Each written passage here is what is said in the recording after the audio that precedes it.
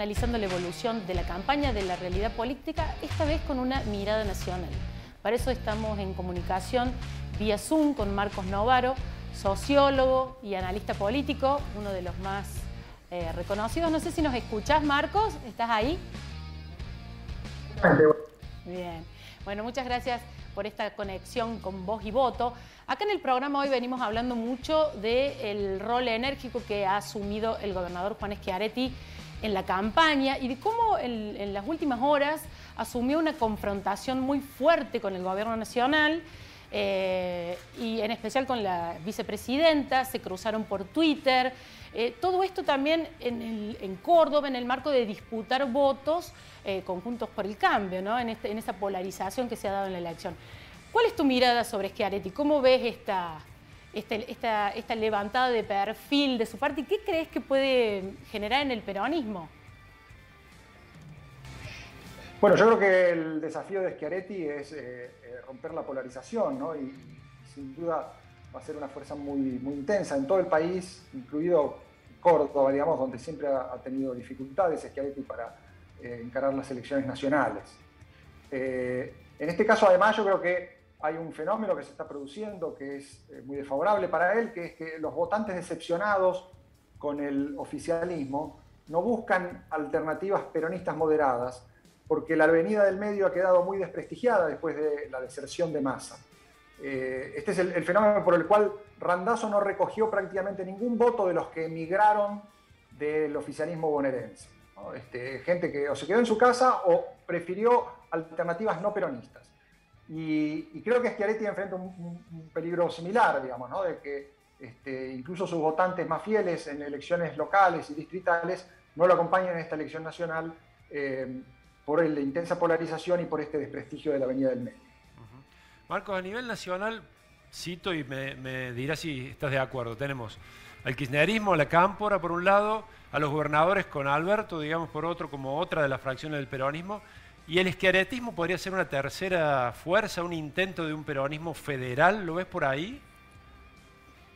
Bueno, creo que el escenario va a cambiar mucho después de estas elecciones, así que todo lo que podemos describir de lo que fue el peronismo en los últimos 2 años, digamos, de ese proceso de reunificación peronista que logró Cristina con el pacto con Alberto, creo que va a empezar a cambiar, ¿no? ¿Qué pasa con los gobernadores hoy? En general, yo creo que los gobernadores no son una unidad, digamos, no diría, son un archipiélago. Cada quien atiende a su juego. Y el juego que más les conviene es no intervenir en la política nacional. Por eso uno, digamos, no escucha ningún comentario, ninguna opinión de ellos respecto de los problemas del gobierno nacional. Se han vuelto casi intendentes, ¿no? Ellos le limpian la vereda al vecino y dicen, bueno, votame según lo que yo hago acá, en tu vereda, digamos, ¿no? O sea, de los problemas nacionales no tengo nada que ver. Esta es una estrategia que es muy razonable. Ahora, en el mediano plazo, digamos, es insostenible, ¿no? O sea, un peronismo municipalizado de esa manera, completamente irresponsable de las políticas que en su nombre se hacen a nivel nacional, creo que a mediano y largo plazo no se puede sostener. Entonces, yo creo que vamos a ver un progresivo cambio en las filas del peronismo. Ahora, ¿de qué depende ese cambio? Y si ese cambio va en dirección a recomponer un peronismo moderado, autónomo del kirchnerismo. Yo creo que depende en parte de la evolución de la crisis económica, en parte también del grado de radicalización de Cristina. Bueno, si Cristina se radicaliza, eso le va a hacer fácil el juego al resto del peronismo, que puede rápidamente decir, bueno, el peronismo el peronismo territorial se desentiende de este gobierno que queda en manos de Cristina. Bueno, hace lo que pueda Cristina, pero nosotros no tenemos nada que ver con esto. Y apostamos a otra cosa en 2023 porque el Frente de Todos y la convivencia con el kirchnerismo no funcionó. ¿Qué ves, una ruptura ahí posible? Yo creo que ese es un escenario de ruptura, pero no creo que es el más probable, porque Cristina no es tan necia, digamos, ¿no?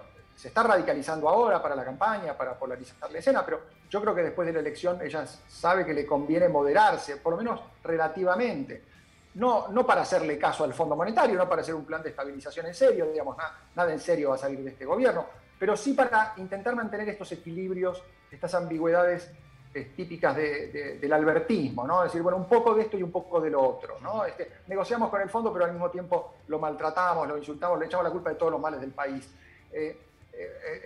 Seducimos a los empresarios, pero también le aplicamos congelamiento de precios. Ese tipo de ambigüedad yo creo que va a continuar, y en esa ambigüedad probablemente el resto del peronismo también siga en la ambigüedad, ¿no? Una estrategia de silencio a la espera de que en 2023, desdoblando las elecciones, bueno, tal vez se les abra una nueva posibilidad de pensar un peronismo para el futuro. Ojalá que no sea un peronismo municipalizado, digamos, ¿no? Que sea un peronismo que se haga cargo de los problemas del país. Pero por esa descripción que haces, entonces, en la poselección y sobre todo el camino de estos 2 años que nos faltan hacia 2023, ¿no ves un escenario como de abismo, digamos, en la política? Porque uno escucha estas cuestiones ahora, el golpe blando o el planteo de la discusión en relación a la presidencia de la Cámara de Diputados, si cambia la relación de fuerza. ¿Vos crees que en estos equilibrios en tensión, de alguna manera, el sistema institucional va a transitar bien estos 2 años que quedan? Bueno, bien tal vez es mucho decir, ¿no? Ojalá los transite sobreviviendo, digamos, ¿no? O sea, tenemos que apostar a eso, a la sobrevivencia, en un contexto que va a ser seguramente malo, ¿no? Un contexto malo en términos económicos y sociales y tal vez también en términos institucionales, porque Cristina ya se ha dado cuenta que se le está acabando el tiempo y su objetivo de eliminar todas las causas en su contra no se ha cumplido, digamos, ¿no? Entonces, probablemente en ese terreno sí veamos radicalización. En el terreno de la justicia va a haber mucho conflicto institucional y político.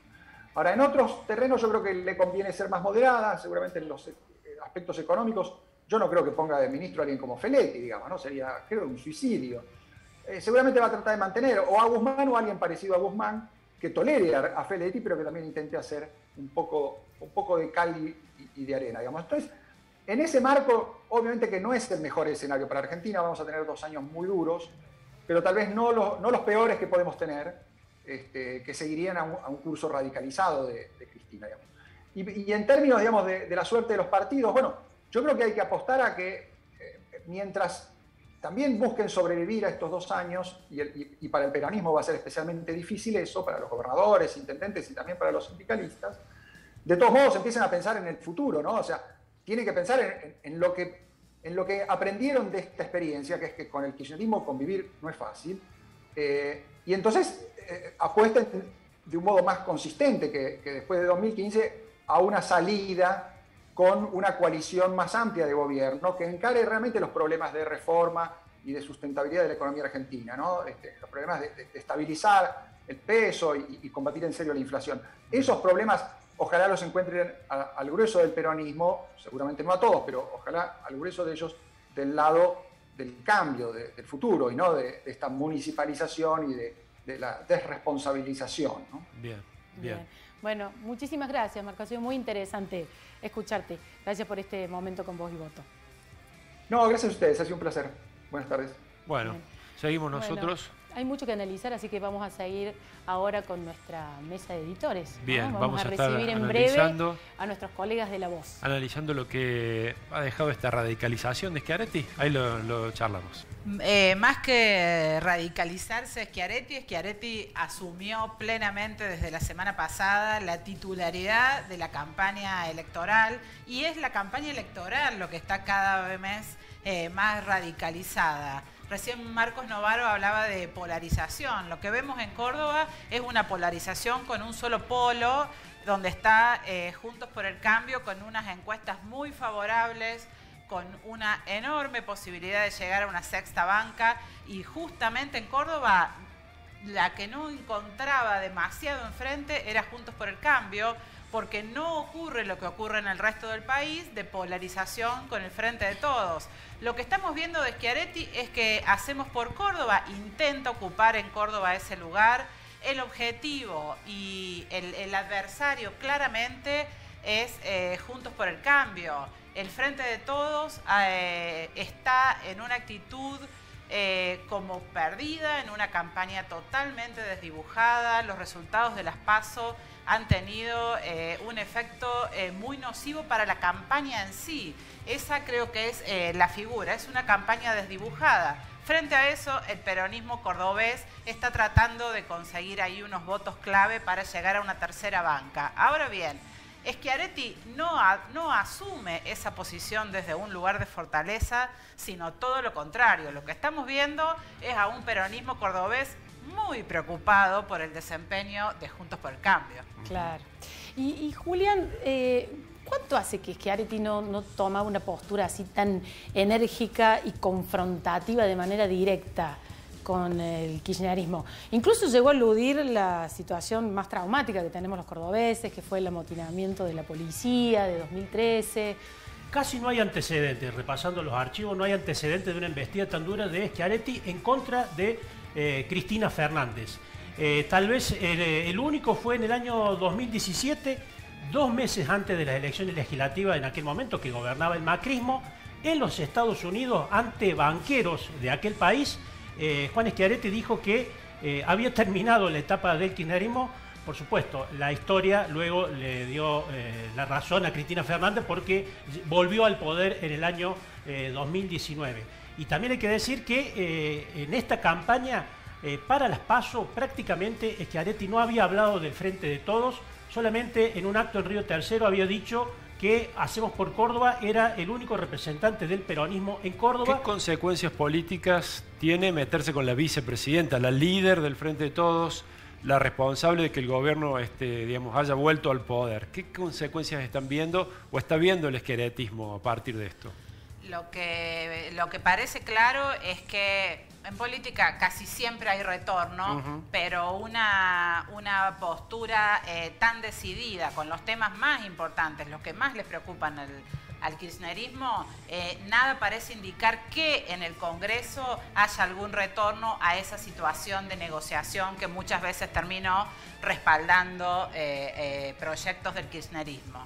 Eso seguro que no. Lo que más preocupa en Córdoba, más allá del no retorno político, tiene que ver con la gestión provincial. Son muchos los temas que dependen de la nación y que tienen gran incidencia para la vida de todos los cordobeses, comenzando por los jubilados provinciales.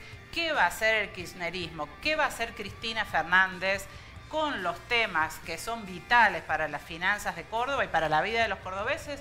Eso sí que está entrando en un terreno de un enigma, porque va a tener mucho que ver con qué fortaleza tenga la vicepresidenta tras los resultados electorales, pero parece muy difícil que la convivencia siga en tan buenos términos institucionales como hemos tenido hasta ahora.